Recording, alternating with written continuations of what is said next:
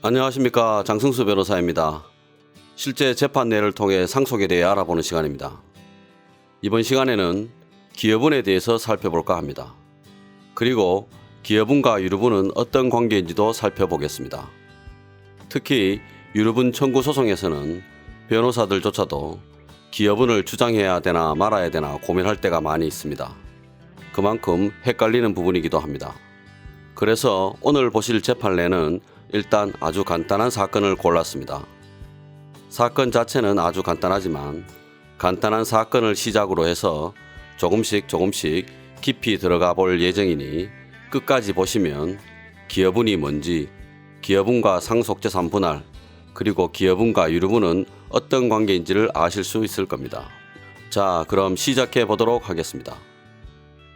오늘 보실 재판례는 인천지방법원 2012년 6월 5일 선고 2010 가단 117329 판결입니다. 이 판결은 대법원 종합법률정보에 들어가서 2010 가단 117329를 검색하시면 누구나 자유로이 보실 수 있는 판결입니다.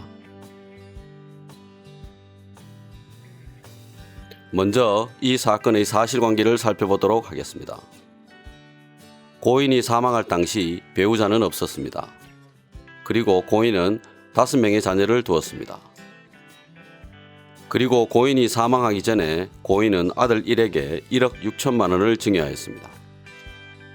그러나 아들 2, 3, 4, 5는 고인으로부터 받은 재산이 전혀 없었습니다. 그리고 고인이 사망할 당시 남은 재산도 전혀 없었습니다. 그래서 아들 2, 3, 4, 5는 고인으로부터 아무런 재산도 받지 못했습니다.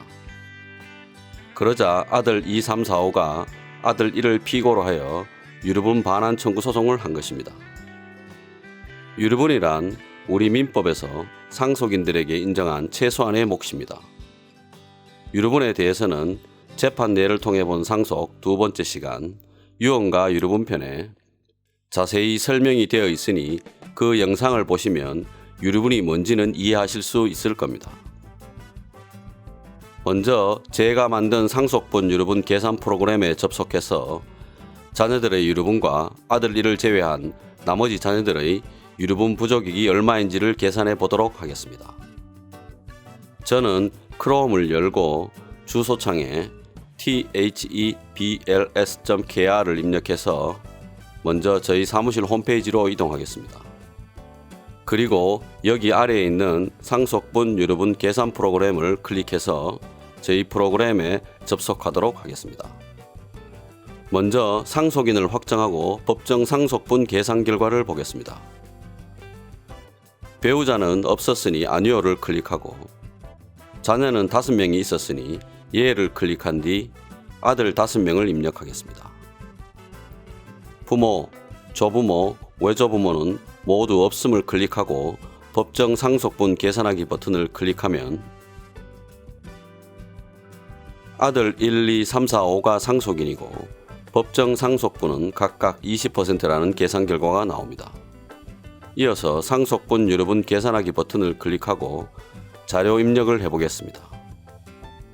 고인이 사망할 당시 아무런 재산도 남기지 않았으므로 부동산, 현금, 기타 재산은 모두 0으로 두고 상속 채무도 없었으므로 넘어가도록 하겠습니다.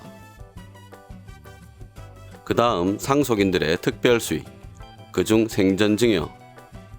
고인이 살아있을 때 아들 1에게 1억 6천만 원을 증여하였으므로 아들 1칸에 1억 6천만 원을 입력하겠습니다. 아들 2, 3, 4, 5는 받은 재산이 전혀 없으므로 0으로 두고 넘어가겠습니다. 자녀들에게 유증도 없었으므로 넘어가고 기여분과 제3자 증여 그리고 제3자 유증도 없으므로 모두 0으로 둔 채 넘어가도록 하겠습니다. 입력을 마쳤으니 상속분 유류분 계산하기 버튼을 클릭하고 상속분 유류분 계산 결과를 보겠습니다. 고인이 남긴 재산이 전혀 없었으므로 상속재산은 0이고 상속채무도 0원입니다. 간주 상속재산은 1억 6천만 원입니다. 간주 상속재산은 실제로 존재하는 상속재산이 아니라 상속분을 계산하기 위하여 상속재산으로 상정한 재산입니다. 그렇기 때문에 간주 상속재산의 액수가 아무리 많더라도 실제로 고인이 남긴 재산이 없는 한 상속분으로 상속인들이 받아갈 재산은 없습니다. 그래서 아래에 있는 상속분과 상속재산의 분배표 중 상속재산의 분배 항목을 보시면 어떤 자녀도 받아갈 상속재산은 없는 것으로 나옵니다. 다시 아래로 내려서 유류분에 대해서 보면 유류분 산정의 기초재산은 1억 6천만 원이고 여기에 자녀들의 유류분율을 곱한 유류분액은 각각 1,600만 원씩입니다. 그런데 아들 1은 생전증여로 1억 6천만 원을 받았으므로 자신의 유류분을 초과하여 상속을 받았습니다. 그래서 유류분 부족액은 없습니다.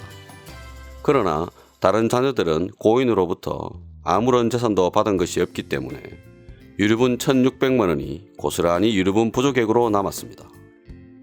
그래서 아래로 내려서 유류분 부족액의 반환표를 보시면 아들 2, 3, 4, 5는 유류분 반환 청구권자이고 아들 1은 유류분 반환 의무자로서 아들 2, 3, 4, 5에게 각각 1,600만 원씩을 반환해야 합니다. 그래서 아들 2, 3, 4, 5가 원고가 되어서 아들 1을 피고로 하여 유류분 반환 청구 소송을 낸 것입니다. 그리고 아들 1로서는 특별한 사정이 없는 한 아들 2, 3, 4, 5에게 1,600만 원씩을 반환해야 하는 상황입니다. 그러자 피고가 이런 주장을 내놓기 시작했습니다. 첫 번째로는 원고들은 고인을 부양한 적이 없다. 피고와 피고의 처가 20년 이상 고인을 부양해왔다. 이러한 원고들이 피고를 상대로 유류분의 반환을 청구하는 것은 민법상 신의성실 원칙 위반 내지 권리 남용에 해당한다. 두 번째로는 피고는 피고의 처와 함께 20년 이상 고인을 부양해왔고 고인 소유의 집 수리비 등으로 1,400만 원을 지출하는 등 합계 약 6억 원의 기여분이 있다. 이 기여분으로 유류분 채무를 공제하면 원고들에게 지급할 채무가 없다. 먼저 첫 번째 주장에 대해서 보면 민법상 신의성실 원칙 위반 내지 권리 남용 주장은 유류분 반환 청구 소송뿐만이 아니라 어떤 민사소송에서도 할 수 있는 주장입니다. 그러나 제가 그동안 수행해온 수많은 사건들 중에서 이러한 주장이 받아들여지는 경우는 한 번도 보지 못했습니다. 그만큼 아주 예외적인 경우에만 인정되는 주장입니다. 이 사건에서도 이 주장은 당연히 받아들여지지 않았습니다. 다음으로 두 번째 주장, 약 6억 5천만 원의 기여분이 있다. 이것이 바로 기여분 주장입니다. 이 주장이 어떻게 될 것인지에 대해 알아보기 위해 먼저 기여분이 무엇인지부터 알아보도록 하겠습니다. 상속법 교과서를 보면 기여분은 공동상속인 가운데 피상속인을 특별히 부양하거나 피상속인의 재산의 유지 또는 증가에 관하여 특별히 기여한 자가 있는 경우에 그 자에게 그 기여한 목만큼 구체적 상속분을 증액시켜주는 제도다 라고 설명하고 있습니다. 무슨 말인지 구체적인 예를 들어서 살펴보도록 하겠습니다. 예를 들어서 어떤 분이 돌아가시면서 유산으로 9억을 남기고 상속인으로 3명이 있었다고 가정해 봅니다. 상속인들에게는 고인이 남긴 9억 원을 어떻게 나누어 가질 것인지가 문제될 것입니다. 그리고 일반인들이 보기에는 이것이 바로 상속의 문제입니다. 그리고 상속법에서는 이를 상속재산의 분할이라고 합니다. 상속재산의 분할은 상속인들이 협의하여 결정하는 것이 원칙적이고 1차적인 방법입니다. 다시 말씀드리면 9억을 어떻게 나누어 가질 것인지는 원칙적으로 상속인들이 서로 협의해서 결정하면 됩니다. 그래서 만약 모든 상속인들이 합의하여 장남이 9억을 모두 갖는다고 합의하거나 장남은 생전에 많이 받았으니 둘째와 셋째가 4억 5천만 원씩 갖는다고 합의하거나 아니면 3명이 똑같이 3억 원씩 갖는다고 합의하는 것처럼 상속인들 전원이 합의만 하기만 하면 어떠한 비율로 어떻게 나눌지는 상속인들이 마음대로 결정하면 됩니다. 그런데 문제는 상속인 중 한 명이라도 합의하지 못하겠다고 할 경우입니다. 그럴 경우에는 어떻게 해야 될까요? 그럴 경우에는 결국 가정법원에 상속재산 분할 심판을 청구할 수밖에 없습니다. 그러면 법원은 민법의 규정에 따라서 상속인들의 상속분을 계산해서 고인이 남긴 유산을 상속인들에게 분할해 줍니다. 그런데 이렇게 상속재산을 분할하는 과정에서 상속인 중에서 고인을 특별히 부양했다거나 고인의 재산 형성이나 유지에 특별히 기여한 사람이 있다고 가정해 봅시다. 예를 들어서 수십 년 동안 고인을 모시고 살면서 고인을 복양했다거나 아버지의 공장에서 오랜 기간 동안 월급도 안 받고 일하면서 아버지가 재산을 일구는데 기여한 사람이 있다고 가정해 보는 것입니다. 이러한 기여 상속인이 있는 경우에 기여자의 기여를 전혀 고려하지 않고, 그러니까 기여자 또한 다른 상속인들과 동일하게 상속분을 산정받는다고 하면 공평하다고 할 수는 없을 것입니다. 물론 부모와 자식 사이 또는 부부 사이에서 통상적으로 해야 하는 부양이나 기여를 한 것만으로는 이러한 기여자로 인정을 받을 수는 없습니다. 통상적인 부양이나 기여를 넘어서 매우 특별한 부양이나 기여를 한 경우에만 기여자로 인정을 받을 수 있습니다. 대법원 판례를 보면 장녀도 아닌 둘째 딸이 결혼 전부터 30년간 모친을 모시고 살았고, 모친이 노안이 들자 치료비를 선납하고 간호까지 직접 한 경우에 기여자로 인정하고 있습니다. 그와는 달리 남편이 교통사고로 치료를 받을 때 처가 간병을 했다는 정도로는 기여자로 인정을 받을 수 없습니다. 어쨌든 이와 같이 특별한 부양이나 특별한 기여를 한 기여자가 있을 경우에는 다른 상속인들과는 다르게 그 사람에게만 기여분이라는 것을 인정해서 다른 상속인들과 똑같이 산정한 상속분에 기여분을 더하여 구체적 상속분을 인정해 주는 것이 기여분 제도입니다. 그래서 우리가 든 예에서, 즉 유산이 9억이고 상속인이 3명일 경우에 상속인 중 한 사람에게 기여분으로 20%가 인정되었다면 기여분은 1억 8천만 원이 되고, 유산 9억에서 기여분 1억 8천만 원을 뺀 7억 2천만 원을 가지고 상속인 3명의 상속분을 산정한 뒤 기여자의 경우에는 그 상속분의 기여분 1억 8천을 더한 금액을 구체적 상속분으로 인정해 주는 것입니다. 한편 이처럼 우리 민법의 기여분 제도는 상속재산을 분할할 때 기여자의 몫을 추가로 챙겨주는 제도이기 때문에 상속인들의 합의나 가정법원의 심판으로 상속재산 분할이 이미 끝났으면 그 뒤에 기여분을 인정해 달라고 할 수는 없습니다. 반대로 아직 상속재산 분할이 안 된 상태에서는 기여분을 인정해 달라고 할 수도 없습니다. 그래서 상속재산 분할이 안 된 상태에서는 유류분 반환 청구 소송이 있다고 하더라도 기여분 결정 청구가 허용되지 않습니다. 즉 기여분을 인정받을 방법이 없습니다. 따라서 이러한 경우에는 유류분 반환 청구 소송과는 별도로 상속재산 분할 심판 청구와 기여분 심판 청구를 해서 그 절차에서 기여분을 인정받아야 합니다. 그리고 다시 말씀드리지만 기여분이란 상속재산을 분할할 때 기여자의 몫을 추가로 챙겨주는 제도이므로 분할할 상속재산이 없을 때, 즉 고인이 남긴 재산이 없으면 아무리 특별한 기여를 한 사람이 있다고 하더라도 기여분은 인정받을 수 없습니다. 그리고 고인이 9억이라는 재산을 남겼으나 누군가에게 7억을 주라고 유언을 남겼다면 9억에서 7억을 뺀 2억 원이 인정받을 수 있는 기여분의 한도입니다. 그래서 유언이 기여분에 우선한다고 하는 것입니다. 이상으로 기여분에 대한 설명을 마치고 다시 이 사건 소송으로 돌아가서 소송의 결과를 보도록 하겠습니다.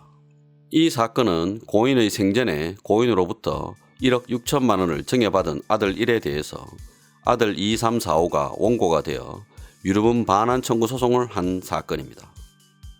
그리고 이에 대해서 피고인 아들 1은 자신에게는 약 6억 원의 기여분이 있으므로 피고들에게 줄 돈이 없다고 주장했습니다. 그러나 고인이 사망할 때 아무런 재산을 남기지 않았으므로 상속인들인 원고들과 피고 사이에는 상속재산 분할이 이루어진 적이 없습니다.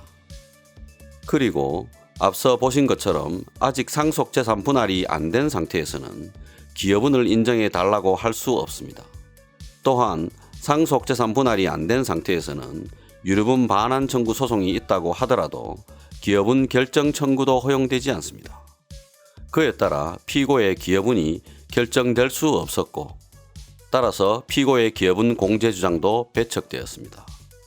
이에 관한 이 사건 판결문을 보면 피고가 망인의 생전에 기여한 부분이 있다고 하더라도 당사자 사이의 협의나 가정법원의 심판 절차를 거쳐 피고의 기여분을 산정하는 절차를 거치지 않은 이상 이 사건 유류분 반환 청구 소송에서 그 공제를 주장할 수 없으므로 피고의 이 부분 주장은 더 나아가 살펴볼 필요 없이 이유 없다고 판시하였습니다. 한편 처음에 제가 만든 프로그램으로 계산해 봤듯이 아들 2, 3, 4, 5에게는 1,600만 원씩 유류분 부족액이 있었습니다. 그리고 이를 방어하기 위한 피고의 신의성실 원칙 위반 내지 권리 남용 주장과 기여분 주장이 모두 배척되었습니다. 그래서 법원은 피고는 원고들에게 유류분 부족액 각 1,600만 원씩을 지급하라고 판결하였습니다. 즉 원고들 승소, 피고 패소 판결을 한 것입니다. 그러자 피고는 가정법원의 심판 절차를 거쳐 피고의 기여분을 산정하는 절차를 거치지 않았기 때문에 1심 재판에서 패소하였다고 판단하고 1심 판결에 대해 항소하면서 가정법원에 추가로 상속재산 분할 심판 청구와 기여분 심판 청구를 하였습니다. 그런데 상속재산 분할은 말 그대로 분할할 재산, 즉 고인이 남긴 재산이 있어야 가능합니다. 그런데 고인은 사망할 때 아무런 재산도 남기지 않았습니다. 따라서 분할할 상속재산이 없습니다. 그러므로 상속재산 분할 심판 청구는 부적법하여 각하됩니다. 그리고 상속재산 분할 심판 청구를 전제로 한 기여분 심판 청구 역시 각하됩니다. 즉 피고는 기여분을 인정받지 못한 채 상속재산 분할 사건과 기여분 사건에서 모두 패소하고 말았습니다. 그리고 기여분을 인정받지 못했으므로 유류분 반환 청구 소송의 항소심에서도 1심에서와 마찬가지로 패소할 수밖에 없었습니다. 그래서 원고들과 피고 사이에 진행되던 두 개의 재판에서 원고들은 전부 승소하였고 피고는 전부 패소하고 말았습니다. 이로써 이 사건에 대한 검토는 마치도록 하겠습니다. 그러나 기여분에 대해 이해하기 위해 들인 시간에 비하면 이 정도로만 끝내기에는 아쉬운 감이 있습니다. 그래서 이 사건의 사실관계에 조금씩 변경을 가하면서 기여분과 상속재산의 분할, 그리고 기여분과 유류분의 관계에 대해서 좀 더 깊이 있게 살펴볼까 합니다. 이 사건에서 아들 1이 기여분을 인정받지 못한 이유는 고인이 남긴 재산이 없었기 때문입니다. 그런데 만약에 고인이 남긴 재산이 있었다면 어떻게 될까요? 고인이 5억을 남겼다면, 그리고 아들 1이 기여분으로 1억을 인정받았다면 어떻게 될까요? 바로 결과를 계산해 보도록 하겠습니다. 제가 만든 프로그램에 이미 이 사건의 사실관계를 입력해 둔 것이 그대로 있으므로 그 내용은 그대로 둔 채 상속 개시 시의 적극재산 항목 중 부동산 항목에 고인이 남긴 재산 5억 원을 입력하겠습니다. 그리고 아래로 내려서 아들 1의 생전 증여 금액도 1억 6천만 원이 입력된 채로 그대로 두고 아들 1의 기여분 금액을 1억이라고 입력하면 되겠습니다. 그리고 나서 아래로 내려서 변경한 금액으로 다시 계산하기 버튼을 클릭하면 추가로 입력된 금액을 반영하여 새로이 상속분과 유류분이 계산되어 나옵니다. 아래로 내려서 보면 상속재산은 고인이 남긴 5억 원이 됩니다. 그리고 간주 상속재산은 고인이 남긴 5억 원에 아들 1에 대한 생전 증여 금액 1억 6천만 원을 더하고 아들 1의 기여분을 뺀 5억 6천만 원이 됩니다. 이 간주 상속재산에 법정 상속분율을 곱한 법정 상속분은 아들 1, 2, 3, 4, 5가 모두 동일하게 1억 1,200만 원씩이 됩니다. 그런데 아들 1은 1억 6천만 원을 생전 증여받았으므로 법정 상속분에서 이 금액을 뺀 수정된 상속분은 마이너스 4,800만 원이 되고, 여기에 다시 기업은 1억 원을 더하면 아들 1의 구체적 상속분은 5,200만 원이 됩니다. 아들 2, 3, 4, 5는 생전 증여나 기여분이 없으므로 법정 상속분이 그대로 구체적 상속분이 됩니다. 이 구체적 상속분이 마이너스인 경우를 초과 특별수익이라고 하는데, 지금은 구체적 상속분이 마이너스인 상속인이 없으므로 구체적 상속분이 최종적인 상속분이 됩니다. 그에 따라 고인이 남긴 5억 원은 아들 1에게 5,200만 원, 아들 2, 3, 4, 5에게 1억 1,200만 원씩 분배됩니다. 여기서 주목할 점은 아들 1이 기여분으로 1억 원을 인정받았으나 그 1억을 그대로 받아가는 것이 아니라 기여분 1억을 더하여 산정한 구체적 상속분을 상속받는다는 점입니다. 다음으로 아래로 내려서 유류분을 보면, 유류분 산정의 기초재산은 고인이 남긴 5억 원에 아들 1에 대한 생전 증여 금액 1억 6천만 원을 더한 6억 6천만 원이 됩니다. 위에서 본 간주 상속재산을 산정할 때는 아들 1의 기여분을 뺐기 때문에 간주 상속재산은 5억 6천만 원이 되지만, 유류분 산정의 기초재산을 산정할 때는 기여분을 빼지 않기 때문에 유류분 산정의 기초재산은 6억 6천만 원이 되는 것입니다. 이 유류분 산정의 기초재산에 유류분율을 곱한 유류분액은 아들 1, 2, 3, 4, 5 모두 6,600만 원씩이 됩니다. 그런데 아들 1은 생전증여로 1억 6천만 원을 받았고 상속으로 5,200만 원을 받았으므로 유류분 부족액이 없고, 아들 2, 3, 4, 5는 상속으로 1억 1,200만 원씩을 받았으므로 역시 유류분액을 초과하여 상속을 받았으므로 유류분 부족액이 없습니다. 따라서 고인이 유산으로 5억을 남긴 경우에는 유류분 반환 문제가 발생하지 않습니다. 자, 이번에는 고인이 5억을 남겼는데 아들 1에게 기여분이 없다면 어떻게 될까요? 바로 계산 결과를 보도록 하겠습니다. 좀 전에는 고인이 5억을 남겼고 아들 1에게 기여분이 1억 인정된 경우를 계산했으므로 아들 1의 기여분만 0으로 바꾸고 변경한 금액으로 다시 계산하기 버튼을 클릭하면 되겠습니다. 이번에는 아들 1의 기여분이 없으므로 간주 상속재산은 6억 6천만 원이 되고 아들 1의 구체적 상속분도 마이너스 2,800만 원이 됩니다. 이 마이너스 금액을 초과 특별수익이라고 하는데, 이 초과 특별수익을 초과 특별수익자 부존재 의제설에 따라 아들 2, 3, 4, 5에게 안분하면 초과 특별수익 안분 후 구체적 상속분은 아들 1은 0원이 되고 아들 2, 3, 4, 5는 1억 2,500만 원씩이 됩니다. 그래서 이 경우에는 고인이 남긴 5억 원은 아들 1을 제외한 4명의 자녀가 1억 2,500만 원씩 나누어 가지게 됩니다. 앞서 아들 1에게 기여분으로 1억이 인정되었을 때에는 고인이 남긴 5억 원이 아들 1에게 5,200만 원, 아들 2, 3, 4, 5에게 1억 1,200만 원씩 분배되었는데, 아들 1에게 기여분이 인정되지 않으면 고인이 남긴 5억 원에서 아들 1은 하나도 분배받지 못하고 아들 2, 3, 4, 5만이 5억 원을 나누어 가지는 것입니다. 즉, 이 경우에는 기여분이 상속재산의 분할에 영향을 미치는 것입니다. 아래로 내려서 유류분을 보면 유류분과 유류분 부족에게는 아무런 변화가 없는 것을 보실 수 있습니다. 그 이유는 앞서도 말씀드렸다시피 유류분 산정의 기초재산에는 기여분이 공제되지 않기 때문입니다. 즉, 아들 1이 기여분을 인정받든 받지 않든 유류분과 유류분 부족에게는 아무런 영향이 없습니다. 다음으로는 고인이 5억을 남겼고 아들 1에게 기여분으로 1억이 인정되었는데 아들 1이 생전증여로 받은 금액이 1억 6천만 원이 아니라 16억 원인 경우에는 어떻게 될지 계산해 보도록 하겠습니다. 위로 올라가서 아들 1의 생전증여 금액을 1억 6천만 원에서 16억으로 변경하고 내려서 아들 1의 기여분으로 다시 1억 원을 입력한 뒤 아래로 내려서 변경한 금액으로 다시 계산하기 버튼을 클릭하고 상속분과 상속재산의 분배표를 보시면 아들 1의 경우 생전 증여 액수가 너무 크기 때문에 기여분으로 1억 원을 인정받더라도 구체적 상속분은 0원이 됩니다.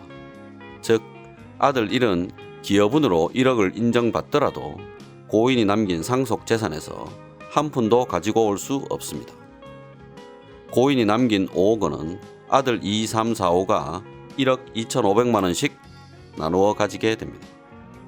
이처럼 생전 증여 액수가 과다한 경우에는 기여분이 상속재산의 분할에 아무런 영향을 미치지 못합니다. 아래로 내려서 유류분을 보시면 아들 1에 대한 생전 증여액 16억 원이 유류분 산정의 기초재산에 포함되어 유류분 산정의 기초재산은 21억 원이 되고 그에 따라 유류분액이 2억 1천만 원씩이 됩니다. 그런데 아들 1은 생전 증여로 16억 원을 받았으므로 유류분 부족액이 없고 아들 2, 3, 4, 5는 상속으로 1억 2,500만 원씩 받았지만 2억 1천만 원이라는 유류분을 모두 채우지 못해서 8,500만 원씩 유류분 부족액이 발생합니다. 그에 따라 아래로 내려서 유류분 부족액의 반환표를 보시면 아들 1은 아들 2, 3, 4, 5에게 유류분 부족액으로 8,500만 원씩을 반환해야 합니다. 마지막으로 고인이 5억을 남겼고 아들 1이 생전 증여로 16억을 받았는데 고인이 남긴 전재산 5억이 모두 아들 1의 기여분으로 인정되었다면 어떻게 될까요? 빠르게 계산해 보도록 하겠습니다. 위로 올라가서 다른 것은 모두 그대로 두고 아들 1의 기여분 액수만 5억으로 바꾸고 아래로 내려서 변경한 금액으로 다시 계산하기 버튼을 클릭하면 되겠습니다. 계산 결과 중 먼저 상속분과 상속재산의 분배표를 보시면 이 경우에도 아들 1의 초과 특별수익 안분 후 구체적 상속분은 0원이 되어 아들 1은 기여분 5억을 인정받고도 고인이 남긴 재산에서는 한 푼도 가지고 갈 수 없습니다. 그리고 아래로 내려서 유류분을 보시면 유류분액과 유류분 부족액은 아들 1의 기여분으로 1억 원이 인정되었을 때와 아무런 차이가 없다는 것을 아실 수 있습니다. 그 이유는 앞서 말씀드렸다시피 유류분 산정의 기초재산에 기여분 액수가 공제되지 않았기 때문입니다. 이상에서 보신 것처럼 고인이 남긴 상속재산과 생전증여의 액수가 크게 차이가 나지 않으면 생전증여를 받은 사람이 기여분을 인정받을 경우에 상속재산의 분할에서 이익을 볼 수 있고 유류분 부족액도 반환할 필요가 없을 수 있습니다. 그러나 이와는 달리 고인이 남긴 상속재산에 비해 생전증여의 액수가 월등히 큰 경우에는 생전증여를 받은 사람이 기여분을 인정받더라도 상속재산의 분할에서 아무런 이익을 볼 수 없고 기여분을 아무리 많이 인정받더라도 그것과는 무관하게 유류분 부족액을 반환해야 하는 상황이 됩니다. 그러므로 유류분 반환 청구가 있다고 해서 기여분을 주장하는 것이 항상 이익이 되는 것은 아닙니다. 따라서 유류분 반환 청구가 있는 경우에 상속재산 분할 청구와 기여분 결정 청구를 할지에 대해서는 신중한 검토가 필요합니다. 마지막으로 제가 유류분 산정의 기초재산에는 기여분 액수가 공제되지 않는다고 말씀드렸는데 이에 대한 대법원 판결만 확인하고 오늘 시간을 마치도록 하겠습니다. 원래 우리가 본 사건은 유류분 반환 청구 소송이었습니다. 그리고 그 1심이 인천지방법원 2010 가단 117329 판결이고 2심을 거쳐 최종적으로 대법원에서 확정이 되었는데 그 대법원 사건이 2013-60753 판결입니다. 그리고 이 대법원 판결에서 대법원은 기여분 결정이 있었다고 하더라도 유류분 산정의 기초재산에서 기여분을 공제할 수는 없다고 판시하였습니다. 물론 기여분이 결정되었다면 유류분 산정의 기초재산에서 공제해야 한다는 유력한 견해가 있기는 하나 이것이 현재의 대법원 판례입니다. 이상으로 기여분이란 무엇인지, 기여분은 어떻게 인정받는지, 기여분과 상속재산의 분할, 그리고 기여분과 유류분은 어떤 관계인지에 대해서 살펴보았습니다. 끝까지 시청해 주셔서 감사합니다.